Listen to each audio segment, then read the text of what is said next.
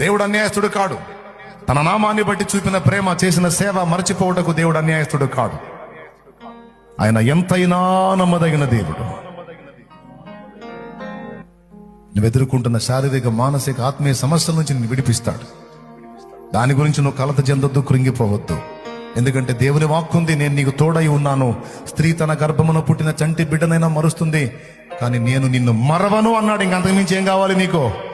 అంతకుమించి ఏం కావాలి? నేను నిన్ను మరవను. మరిచానని నువ్వు అనుకోవద్దు. నిరంతరం నేను నిన్ను గమనిస్తానే ఉన్నాను, చూస్తూనే ఉన్నాను. నేను నీకు తోడై ఉన్నాను. భయపడక ధైర్యం తెచ్చుకొనుము. ముందుగతి రానే వచ్చును, నీ ఆశ భంగము కానేరదు. నిశ్చయముగా నువ్వు అడుగు వాటికంటే, ఊహించే వాటికంటే అత్యధికమైన కార్యాలు నీడల నేను జరిగిస్తానని నా దేవుడు మాట్లాడితే ఇంకా నీకు భయం, ఆందోళన ఎందుకో? కలత, విచారం ఎందుకో? కృంగుబాటు ఎందుకో? నా దేవుని కృతజ్ఞతలు చెప్పు. Thank you lord, thank you, thank you, thank you, thank you.